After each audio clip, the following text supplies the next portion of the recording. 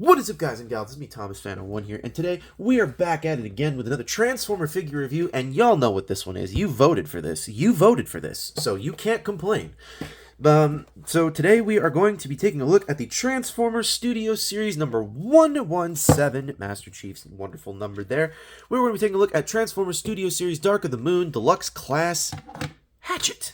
Now, this is not the only version of Hatchet that you can procure. To my knowledge, there's one more version of this that you can get, and it's one of the it comes in comes in the same standard packaging as normal, but it does not look anything like the robot mode that this one's supposed to look like. So we'll go over that in just a minute. But y'all know the rules. We're not going to take a look at this. First, we're going to take a look at the packaging, and the packaging, I must say, is quite interesting. Because, you know, why wouldn't you put, I don't know, that there on the front instead of an SUV? But at the same time, I can also slightly understand, because at the same time, you know, you don't want this to be the first image that you look at when you look at this if you're a kid. However, on the back, I do like on the background there that they do have the freeway set that's going on right there. So, but yeah. So we are now done with the packaging, and let's take a look at the figure. And the figure is really, really, really nice. I must admit, I was not having high hopes for this figure. Like, you know that Panic at the Disco song had to have high hopes, or the lyric goes had to have high hopes for a living. Well, this is I had very, very little hope for this, and by the time it came out, I was sold. Like, gotta buy it. Can't not have this. So let's get into scale comparisons for this dude, shall we? I think it would be appropriate to start this off with Studio Series Dino. Let's make sure his leg stays properly standing.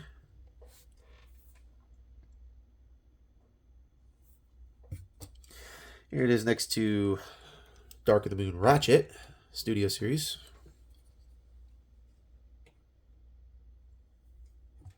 Here it is next to the Deluxe Class Soundwave, which you can go and still purchase this out today if you would like to. Like, you can go and purchase that at Target if you are interested in purchasing it. Not sure if they'll have it in stock where you live, but to where I live, I know they happen to have this dude in stock, so. Here he is next to the Toys R Us exclusive, which just knocked over a bunch of other figures, but here it is next to the Toys R Us exclusive Voyager Class Studio Series Thundercracker. So you can kind of see how that looks. And here he is next to Dark of the Moon Leader Megs Studio Series, to be specific. Now, if I had the other dreads, I would say, yeah, I'm gonna totally say let's show off those in scale comparison. But I don't have the other dreads, so yeah, that's gonna be the only issue with this guy, is that I don't have the other dreads. But whatever. Anyways, to start the transformation off, it's fairly easy. You're going to come to this front section of the car, and you're just going to bring it forward, and just kind of angle it down like that. Then you're going to come to this back section, and you're just gonna kind of. Actually, really quickly, we can take a quick look at this. We'll look at this a little bit more in robot mode, but you're going to split that, and it's going to kind of like split this back section up, and this is the one thing I do not like about this figure. These bits come off, and there is no way that I have understood, at least as per the instructions, and or other videos, because there's not a ton of them out right now. I can't figure out how to get these side panel pieces to not pop off. So you could classify that as parts forming, but I'm not going to classify it as parts forming because it's not supposed to be parts forming. So, but you can do that, and that's just going to bring everything up, collapse this in, and collapse this in as well. Well, don't do that one. Don't do this one quite yet. We'll do that one at like the very end. So, but what you're going to do next is you're going to come to this roof section and hood section and bring it up and just kind of flatten it out like that. So now we can work on the rest of the body. So now you're going to come to this, and you're going to take these and untab them. There's a tab down here that goes right into the slot of the wheel well. And you're just going to bring that down, and then we're going to take these door pieces, fold them down, and take these, bend it at the knee, and then he's got his kind of like the dog legs going on in the back here. So that's what you want. Now do the same thing on the other side. Untab this, bring this all the way down. Fold the door panels in, rotate the leg, give him that dog look there. Give him that dog look. And then we can take this arm and bring it all the way down, and then bring the hand all the way down, and then rotate it at the shoulder swivel, because there is one at there is a shoulder swivel. And we're going to do the same thing on the other side. Bring this all the way down, rotate at the shoulder swivel, fold the hands down, because now you give him that kind of doggy look going on there. And then we're going to do this really quickly first. There's a section right here. This is his tail. We're going to take this and just shove it right on in there as best we can. And then we're going to take this backpack and just accordion it backwards after we've collapsed this inward, and make sure everything is all squared away. And close up the mouth, open up his dreadlocks there. It's quite neat. So anyways, so here we have, now I got to get him standing properly. This is the only problem I have with this figure so far, is that I can't get him to stand properly.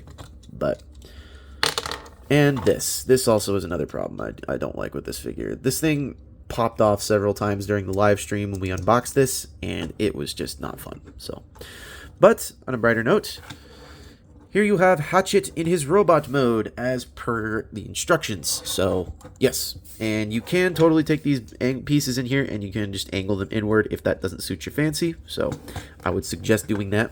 Please do it. But anyways, like I said, here we have Hatchet in his robot mode, and it's quite neat, I must admit.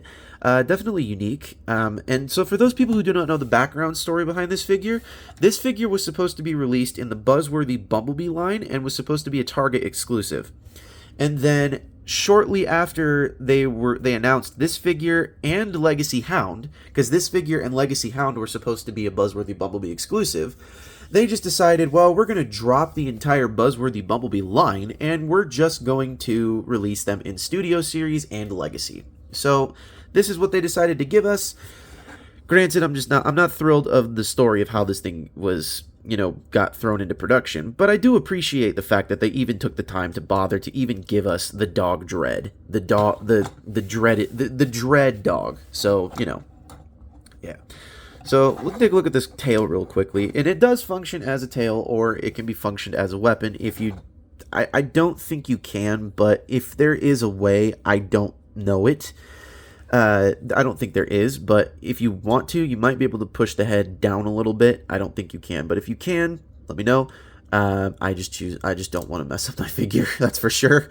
So, but yeah. And this can be functioned as a weapon and used as a weapon, like I said, so it's got a handle right here for it. And to put it back in the robot, or back into vehicle mode, there are these two spots under here. So when you do have him in vehicle mode, you want these two little tab bits right here to go right into these little bits here, and you'll be fine. So that's where it stores in vehicle mode. So, all right, now that we've gotten him into robot mode, let's take a quick look at this beautifully ugly head sculpt. Oh my gosh, I love this head sculpt. It's just amazing. Hold on here. Need my camera to focus. Come on, focus. You know how to focus. You know exactly what to do. There we go.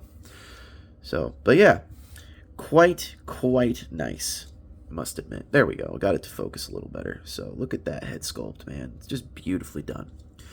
The rest of this body looks quite neat too.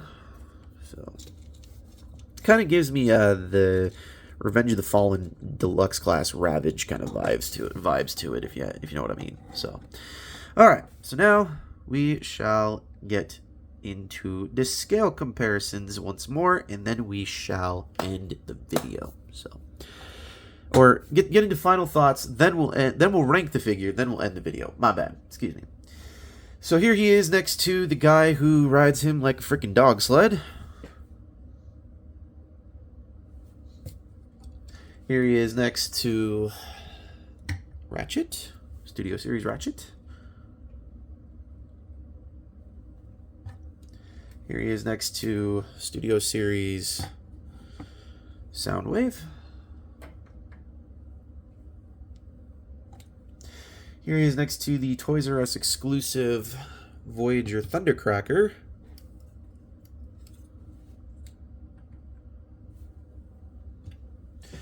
And finally, here he is next to his Commander-in-Chief, Lord of Chaos, Dark of the Moon, Megatron.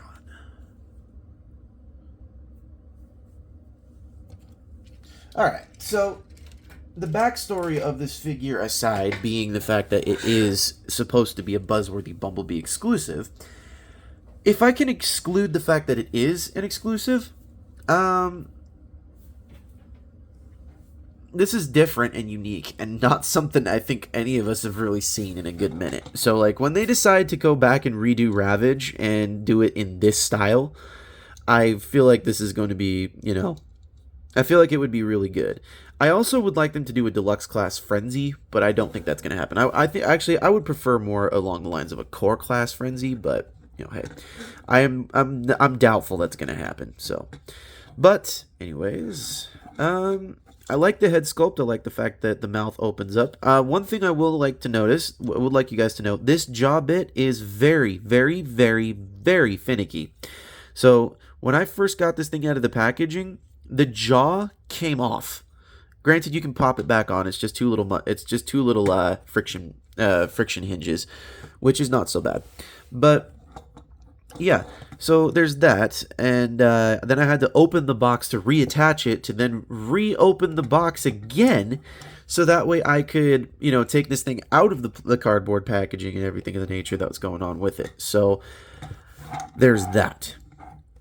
So the massive nitpick I do have with this thing, though, is these. I do not like these in the slightest, and I'm fairly certain no other Transformers fan does either. Because this is not a piece that I want to. Okay, maybe not a piece I don't want anymore, but it's a piece that definitely is different and unique for what it is. But at the same time, it's weird, and I love it. So that's the best thing. That's the best way I can explain it, and it's also movie accurate too. So if I get the rest of the dreads, then I can throw them in my Dark of the Moon cabinet. So yeah. So now to rank this figure, where do we rank this? Well, because we had to wait almost an entire year before it was supposed to come out and actually hit shelves. Like, for example, this was announced back in like 2022, late 2022, I might add. And then Rise of the Beasts came out, and then as soon as Rise of the Beasts came out, then they were like, "Oh, now we've got more stuff that we need to get done. We need to get going for Studio Series." So then they took everything from Rise of the Beasts, put it in front of this, and then they ended up like pushing this back until now. So I'm not a fan of that. What I'm also not a fan of is the fact that they canceled the Legacy Hound just right out the gate from being a deluxe class. Just a regular old deluxe class that you could go to Target and find. That was what drove me nuts about that one.